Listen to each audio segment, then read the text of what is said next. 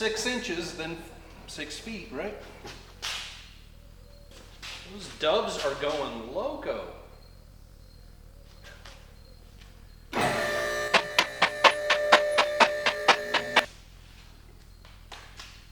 Well, hello again, guys. Thank you so much for coming back and joining me.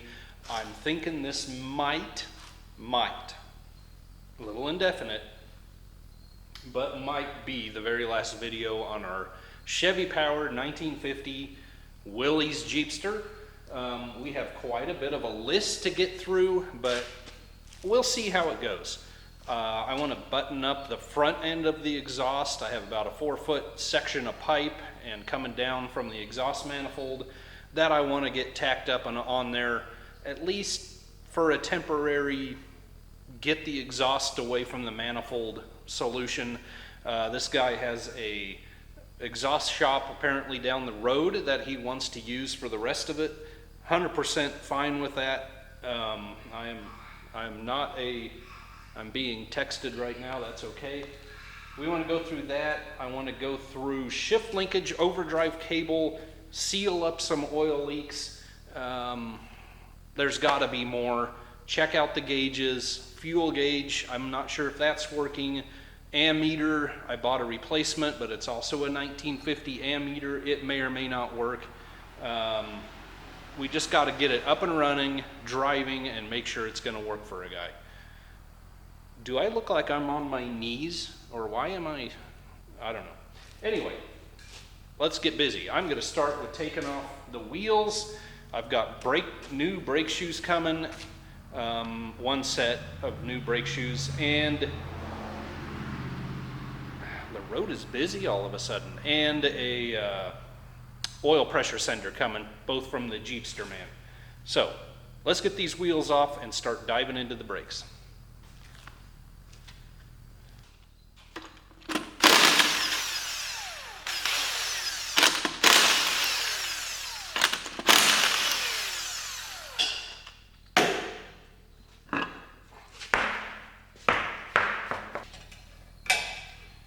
Got the other side apart and it all looks pretty good. See if we can get this side checked out. You're a little different. You're a little stubborn. Yeah. Could walk all the way over and get a screwdriver. I mean, it's gotta be like 40 feet. No way that's happening, huh? The only looseness I'm really feeling is the shaft coming out of the steering gear. And that reminded me, he did ask me about rebuilding that or taking care of a leak in it, so one more thing on the list, right?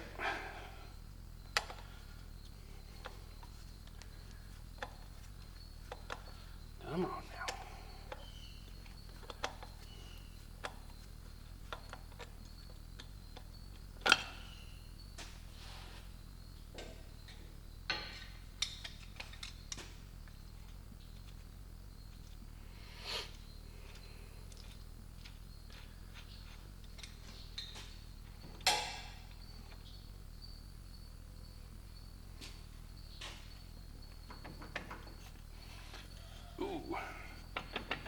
This one's a little tight on those brake linings.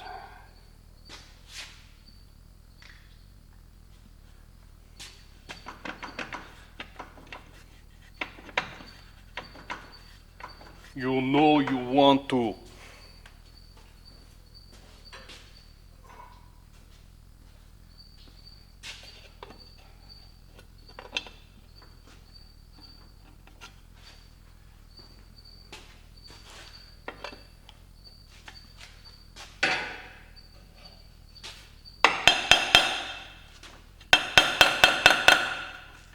It's moving, it's just stubborn.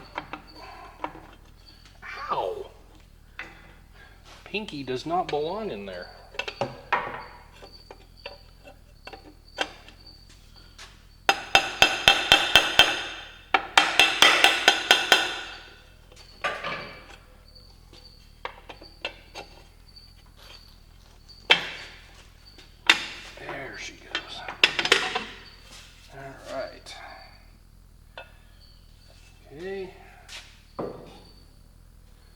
seal stayed on the spindle on the other side.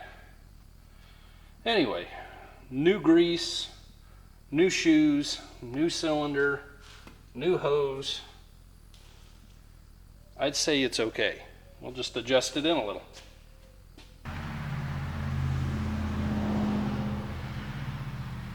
It's like 6 trucks in an hour. What am I, in Manhattan?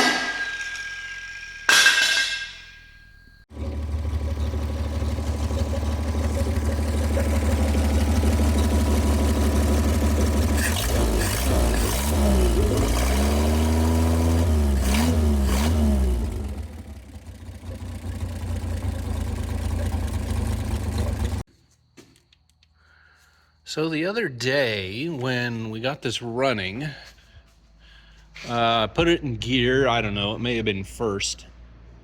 And it moved forward, and then I think I tried to shift in reverse and I lost everything, right? Well, most of that's just a simple matter of this shift rod came out.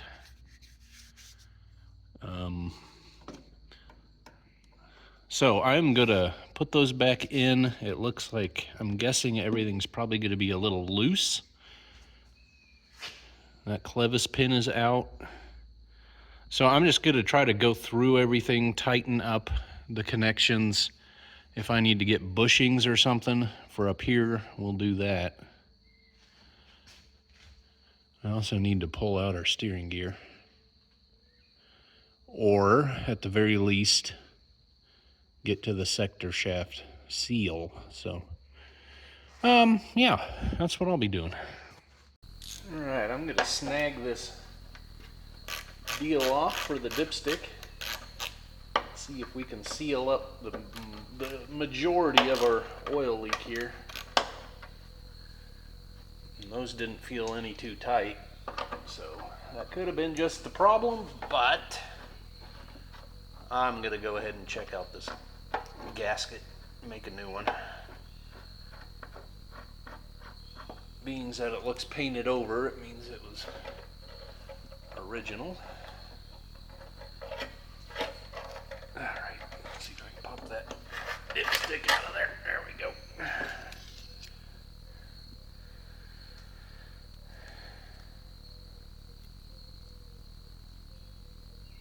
So you may notice I'm just kind of jumping all around here. I need to lower it and recheck my shift linkage, how that feels with everything in place. And I thought, while it's up in the air, I will kind of tack together the exhaust, what little of the exhaust I'm doing, you know. And in the end, I think I am just going to do the flange at the manifold and the very first bend piece of pipe. I may just barely tack those together because getting that 2-inch pipe bent just right through all the linkages, and then it's going through little bulkheads in the frame to get where it needs to go. And I think just a pro bender, a pro exhaust shop bender would be far better than what I'm trying to use. You just have a much better chance of success. And since he offered that he has an exhaust shop he wants to use right down the road, we're going to do that. Otherwise, I would probably march on, you know, and try to get it done. But since we have that option, I think that's a much better way to go. So I will just throw the piece of pipe that he's already paid for in there in the car and send it along back with him, and I will finish buttoning up what I need to do. I don't even think, I guess all my hole punches are at home.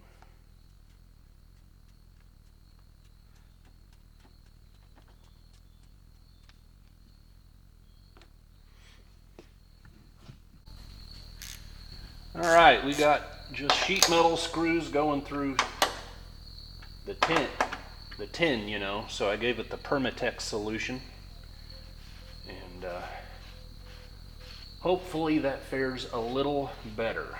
I think I'm going to lower it down. I can't try to drive it. I've got the rear end kind of torn apart, but I think I am going to see how the gear shift feels now with all the rods in place. Maybe change out the oil pressure sender.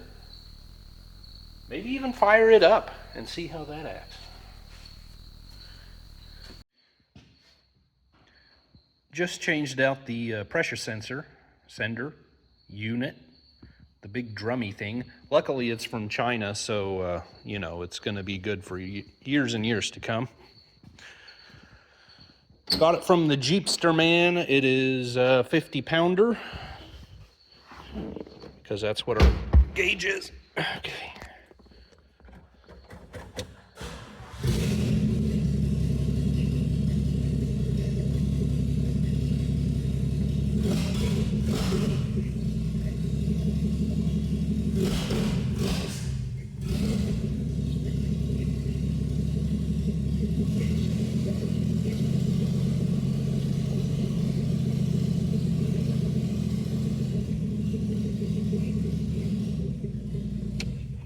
It's a little slow to react. I also question how much oil is in there. We've lost a lot through that pan leak in the time it's been here. Was my fuel gauge working? Yeah, sure it is. Okay, I think the only thing we really need to concern ourselves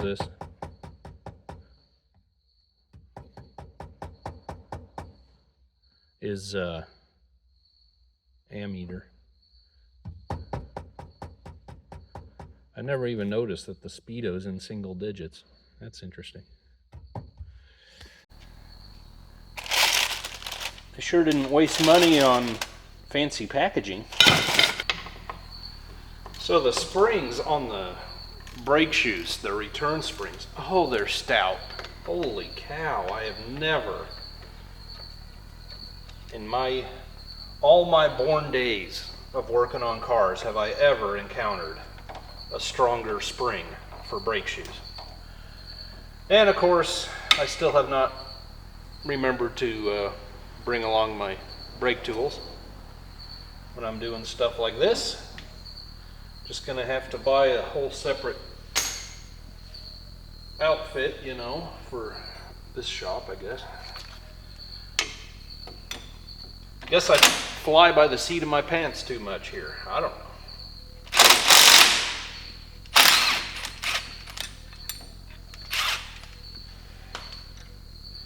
Anyway, we're gonna run to town, another parts run, spend half my time working doing that.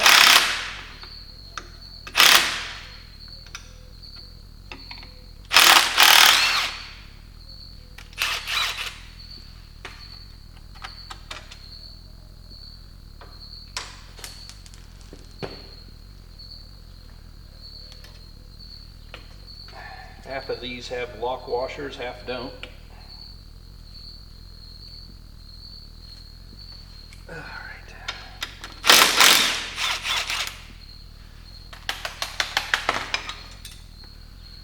Now, what does that get us?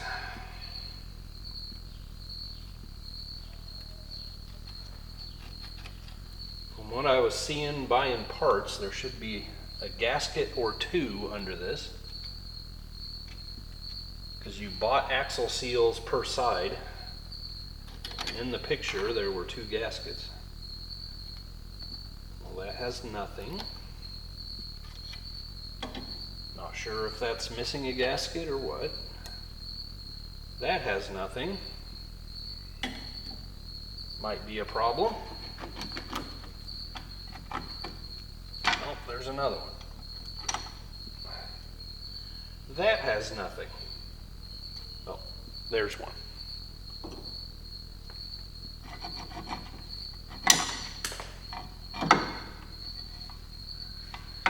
Yeah, I might have to undo that. Looks like it.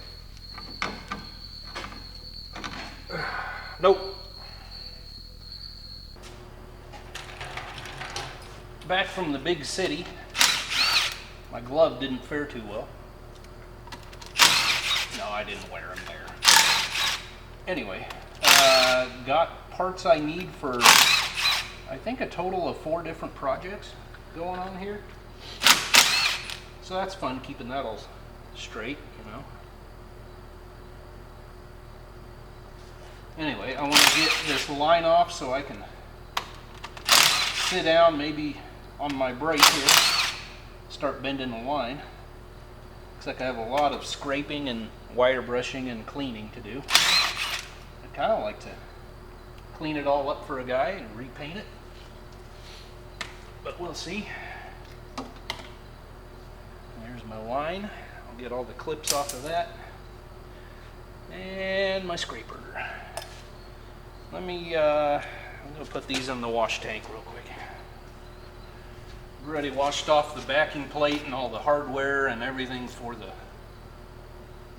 left side.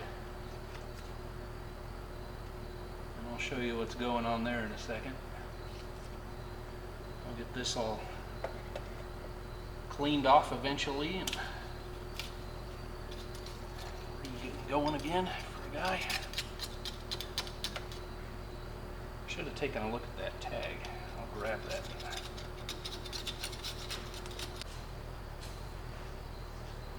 So if I'm all wet on the subject, you guys just go ahead and correct me. Because honestly, I've done no research and I don't know anything about these vehicles. Assuming this is a Dana 44, which seems to be a common thing on these things, the little bit of information that I did look up, these typically came with like a 538, which is, I mean, that'll get you going in a hurry, I think. But this has a tag, has a W, which I would assume is Willy's, and then it has a 39/8, which, if I do that difficult math problem, comes out to a 488. Maybe that was optional on these. I don't know what little information I did read. Very, very briefly, that was available on like the station wagons and that kind of thing. So I'm not sure. Maybe they put an optional rear axle in this. Maybe it's been swapped somewhere down the road. But anyway, looks like a 488. And then, oh, my backing plate's in the parts washer, but on the inside of the backing plate it had a paper gasket, and then between the backing plate and the axle, it's got a metal shim. And I've started cleaning these up already, but you know, it's just got all kinds of, that's the seal right there, the axle seal. It's like another thick shim, and then a dust cover, and all kinds of fun stuff.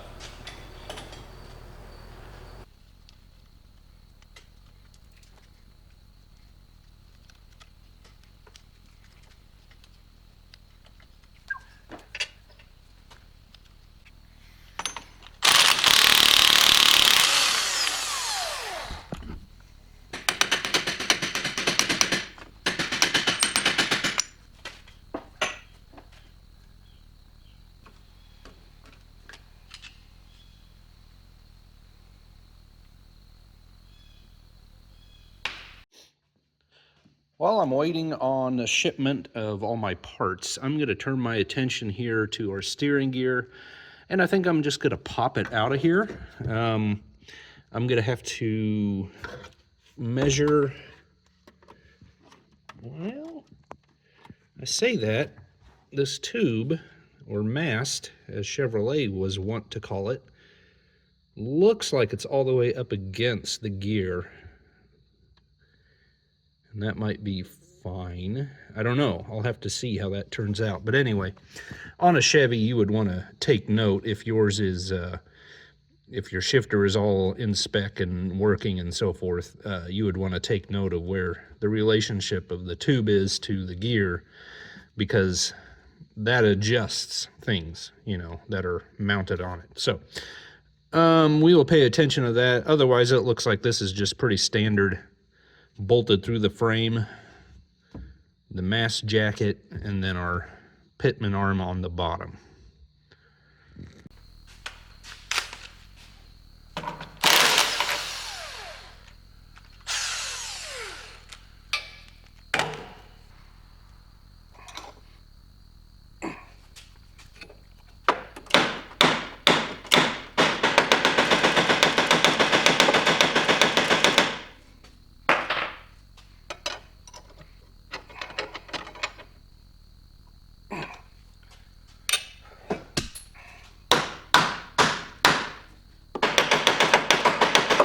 Boy.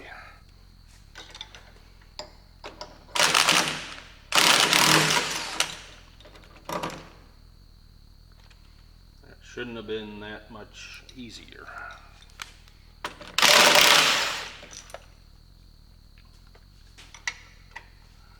I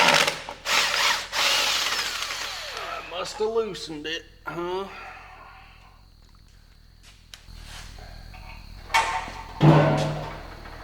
Alright, everything is loose, it's free.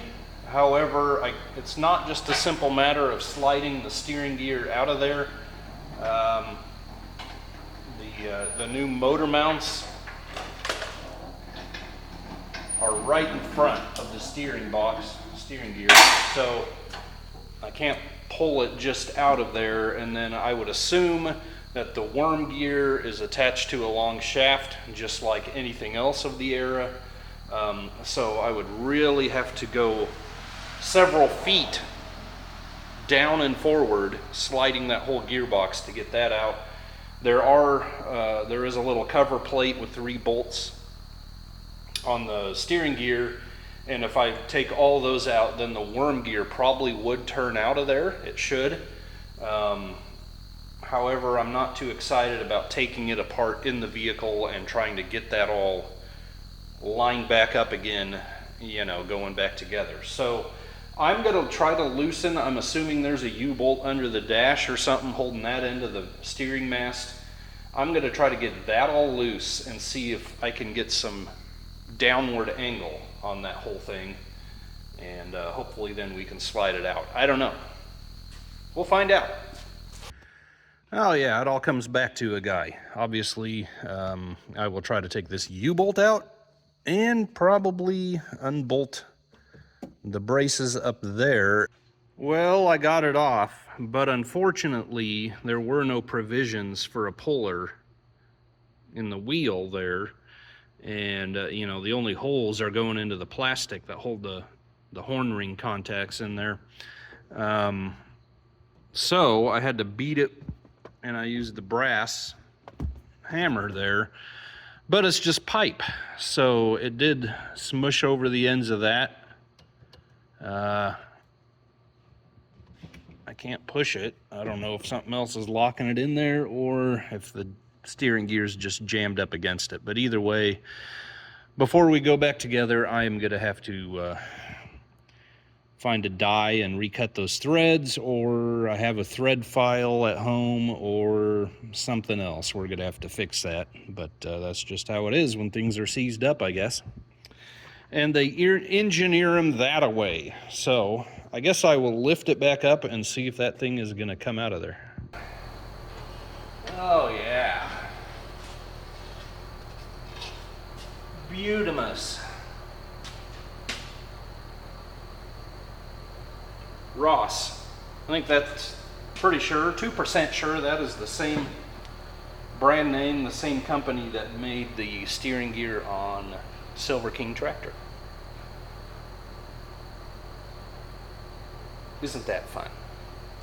So now, generally speaking, I am just going to strip this thing down, clean everything up, most likely paint everything, and yeah, just kind of get it ready for the rebuild kit to throw up, to show up maybe. Yet another mess. I bought this set of gauges, 1950 Willy's Jeepster gauges, off of eBay. I forget how much I paid for them. I did make an offer and we lowered the price a little. Nevertheless, once I received them, it was pretty clear I still paid too much. They are in terrible shape. Unfortunately, you know how it is. Sometimes you just can't tell that on those listings. And I also didn't notice that our amperage gauge was missing one of the studs. So I took this apart without you. I just wasn't sure what I was going to find, but I hope we can make it work. What I'm going to do, so the little head of the stud was rolling around in the window there, so the other piece is gone. You know, it was evidently fell out at one point or another. Someone probably needed this and tried to take it apart. Didn't work out, and then eventually someone else sold it. Now, this is a different style. Here you can see the style of gauge face and font that our Jeepster is, and then we have this. I find these, just looking around on the internet, this style looks, I think, is more like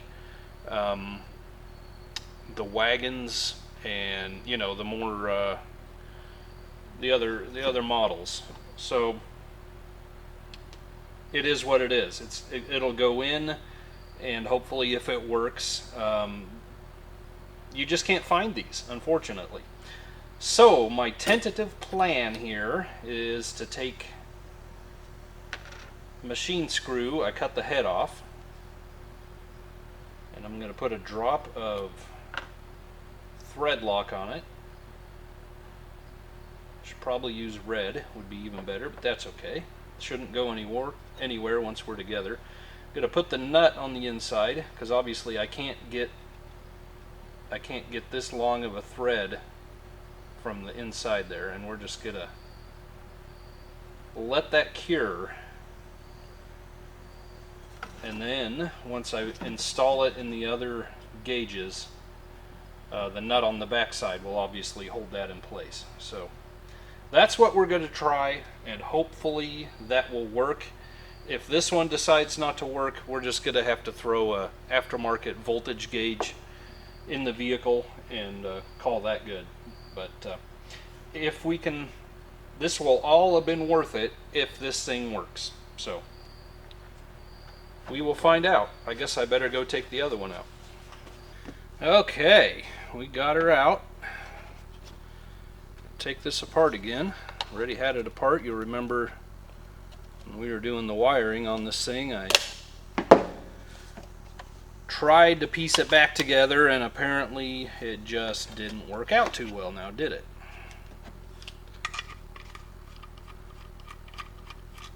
You can see the difference in the styles.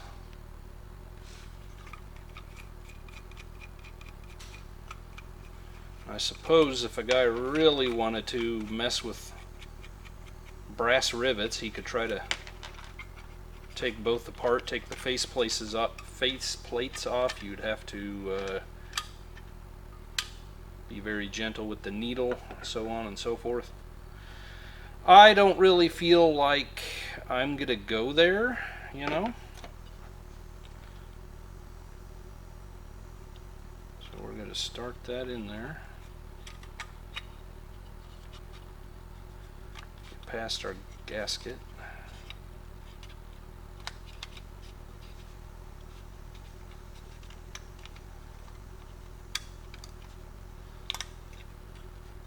Alright. Wonder if this... I don't know. I was gonna try this speed nut, but I'm afraid it's gonna stick on the threads too much. Not want to spin. I can see the nut in there through the light bulb hole, but let's just try it. Oh yeah, it goes on there.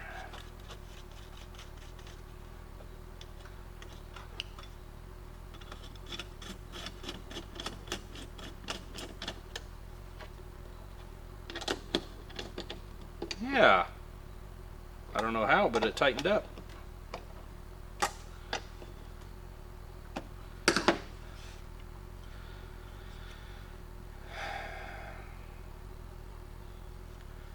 I should really get some paint for that temperature one. And clean the glass, huh? I ended up not painting the gauges because, or the needle, because the other two aren't, you know, the gauge face doesn't match. It's dark and the other are light gray. But, you know, whatever. But let's... Oh. Okay, I actually tried it and knows it. I know it works before I put it back together. But pulled the coil wire off.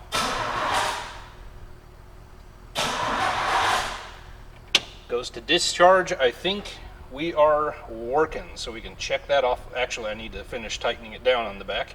Then we can check it off the list. Okay, one of the few things I can do at this point is work on the overdrive. Unfortunately, all the parts that I ordered from the Jeepster man, they got shipped out immediately. I think I just already showed you. I got the seals and the flanges. They were either back ordered or got shipped directly from their supplier who machines them for them. And I received those first. And so yesterday I called Jeepster man and was informed that everything got shipped out basically 10 days ago. And they could track them as far as Lenexa, which is on the Kansas side of Kansas City. And that is where they went to die or disappear or get abducted or something. So they're checking into it and we'll get things shipped out. If they're just gone, they're going to ship me out a new a replacement, and then if it ever shows up, I will get them back to them. But anyway, so that's fun.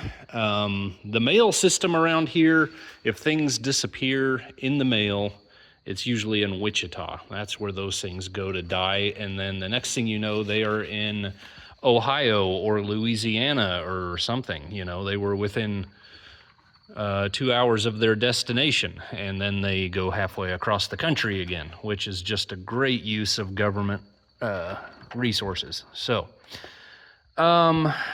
what I'm seeing here, well, I was going to show you this. Printed off a couple pictures. This one, the owner sent me, that was a picture someone took in a forum, posted in a forum, and that is a piece we are missing. These two are of a part you can buy, that pivot piece there, that you can buy off a website. Don't know if I want to do that. I guess I probably have time, but I may see what I can come up with.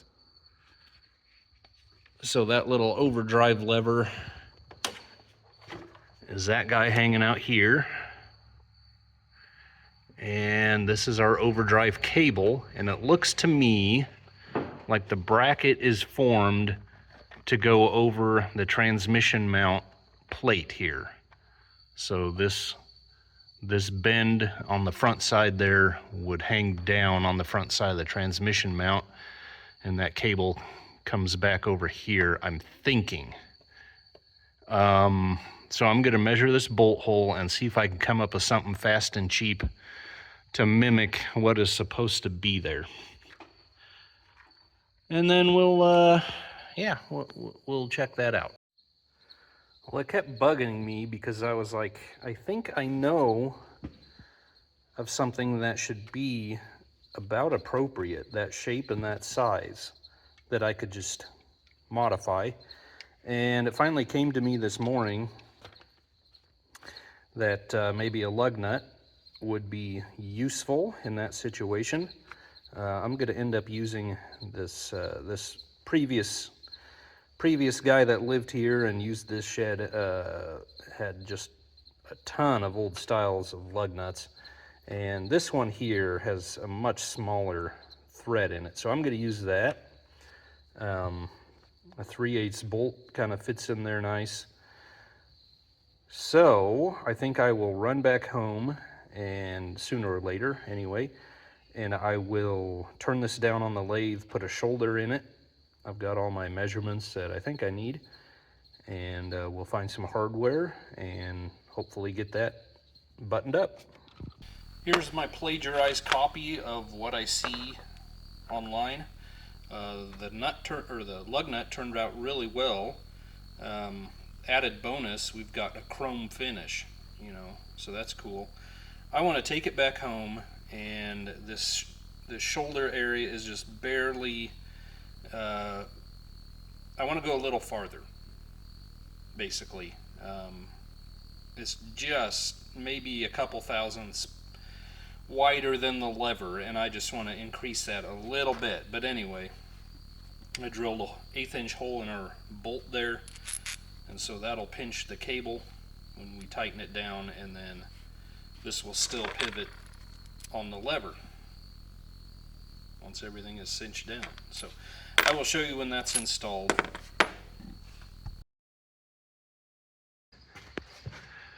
Here's a peek at our unit installed with our bolt and everything on the lever, and I believe that should work. This it seems to me this plate that holds the cable pretty much has to go where I put it. We've got a bend on the front of it that goes right around the transmission mount there, and it kind of shoots her off in the general direction of our linkage there. So pretty sure that's correct. We will lower this down and make sure the knob engages it now. I'm gonna run home in just a minute and fix that clampy majigger down below for the overdrive. But before I do, I'm gonna throw these on just so I can check something else off the list. My parts house had this thing hanging on the hook, and judging by the condition of the plastic, it's been there a while. But this is just a Mr. Gasket set of these valve cover clamps. They look just like the Chevy originals. They're just chromed, I guess, which is fancy. Well, after a UPS-induced 3-week sabbatical from the Jeepster, I finally have a shipment of parts from the Jeepster man. I called them maybe a week ago, a little more, and apparently this was lost in Lenexa, Kansas City. And anyway, they were nice enough to ship out a second one. He was going to throw a shipping label in here, a return label, in case the other one showed up, but I don't see it. So, I don't know. Anyway, we're going to start in on our steering gear, see if we can get that back in the Jeep, and go from there. My sector shaft seal is a no-go. I probably assumed it would be in the kit and ended up not having one. So I'm going to do what I can on this thing for now and then move over to the rear axle. Get my bearings changed out here. Got that one in there. These bushings, I ordered a pair of them right here in my zeal to get everything I possibly could so that this would be as painless as possible. And it ends up being 3 weeks later anyway, and I still don't have everything I need. But anyway, I just ordered those, and these honestly feel great. So those will just get sent along with the vehicle, and can be used at a later date if needed. But anyway, there's that little guy. My parts store thinks we have a line on a new one. I thought maybe I had a Chevy one sitting around, which I think looks pretty similar, but I must have used it because I cannot find it anywhere. So I'm going to use the same corn head grease that I used on the 48 Chevy. Might as well, I've got it, right?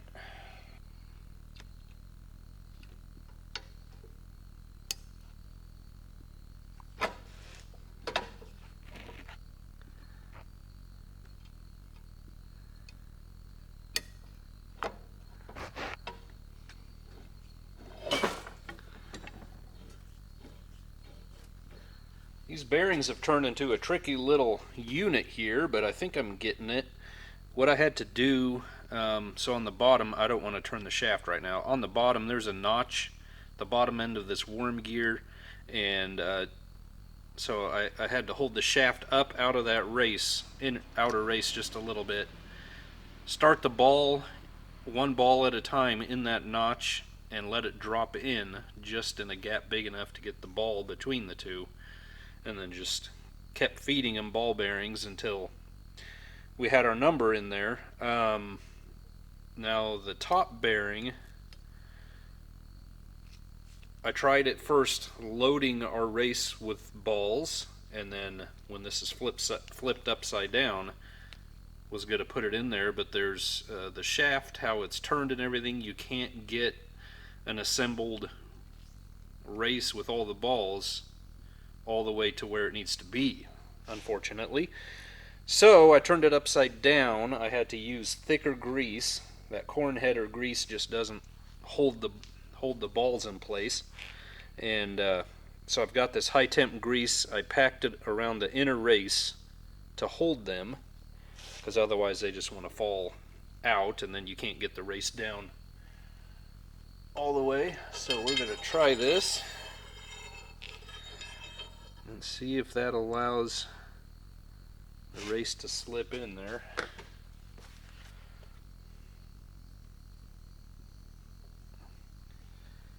And it's going crooked. Oh, phew. I was worried if I tapped on it, something would get out of line. There we go. Okay, that took way too long, but that's okay. The manual's basically no help. It states the obvious, and from there you're on your own. So now I had all these the shim pack on this one. Basically, I am going to do the same thing. I kind of have maybe a gaskety looking one there, and some others going on, and then another whole pack here. So with the help of the cover and all of these, I'm just gonna start tightening that down and make sure we get to where it feels good, basically. I don't know, I'm shooting in the dark here. Alright, my parts store came up with this seal, which is a Timken 340413. 340413. I think it's just maybe slightly larger outside diameter. The seal portion matches exactly. Hammer. Do I have a hammer? Closest one is a claw hammer. That's professionalism for you. Let's see if we can get this on here. Yeah, that's gonna work.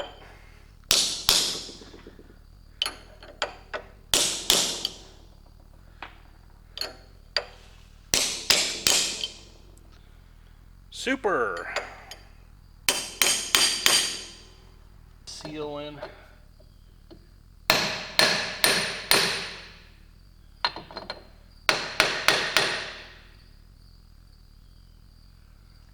pretty good.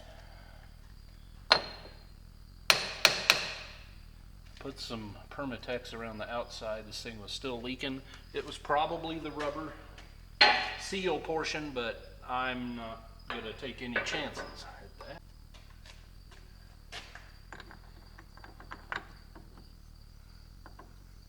Am I doing this right?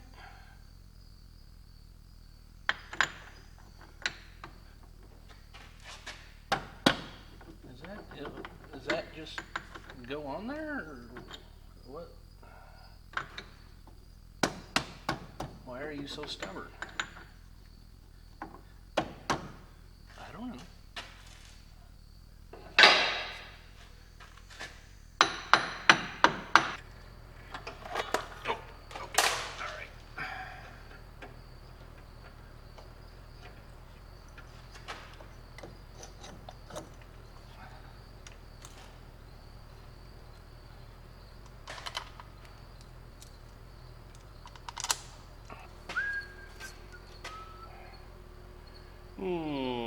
That looks promising.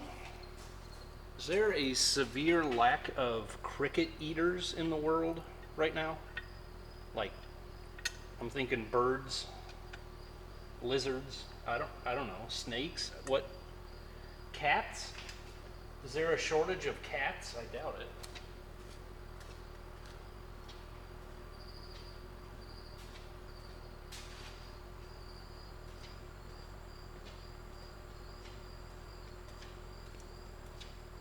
I have never seen such an infestation. I've got to finish cleaning this off. All right. I have sprayed the outside of this shop with 12-month spray. You know, it's supposed to be effective for 12 months. I have done that. And I've done a little bit more here and there, especially around the doors, especially around areas where I feel like there's more crickets, you know. Then I've sprayed twice inside. And then I did a box of 3 bug bombs, which should have taken care of the square footage on the inside here. I've done that once.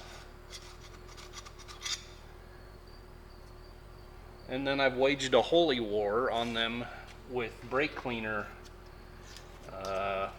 That's kind of a daily exercise, you know. The brake cleaner rampage. And they just keep coming back for more. I'll go to that end of the shop, see them, smash them. I'll go to this end of the shop, see them, smash them. I just see them, they're everywhere.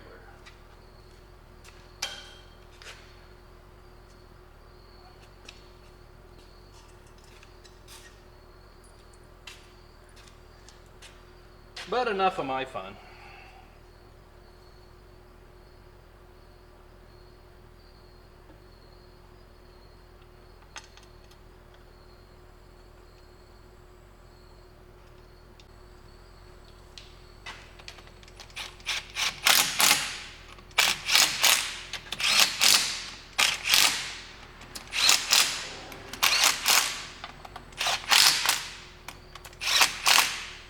Alright, I'll double check that with a ratchet. The 2 that remain are for also hold clips for the left line, brake line, so I'm gonna do those when we get to that. For now, I am going to move on to wheel bearings, seals, and backing plates, I guess, for the brakes. So guys, I'm gonna gloss over this process pretty much because I'm just learning what to do myself here. I had to go to YouTube, that's weird, and figure out what I'm doing. The book is less than helpful, and came up with a guy, I think his channel is just simply called Metal Shaper. And apparently he does a lot of work on old Willy's Jeeps. He was doing a CJ and showed the method for adjusting the rear axle shafts and I also learned the correct sequence of events to get it all reassembled correctly. So I'm going to have to go through that process. So we've got shims. Basically, these things are engineered to leak, is what I'm coming up with. You got shims and then a retainer that holds the shims in place and gives them strength. And then you do the backing plate, and then you do paper gasket, then your seal, paper gasket again, I'm pretty sure, and then a little shield. When oil gets past everything and slings inside of this, then it drains back through the bottom hole, through everything down onto the ground. But I've got to get a dial indicator and reestablish the correct amount of end play on these bearings. The fact that everything was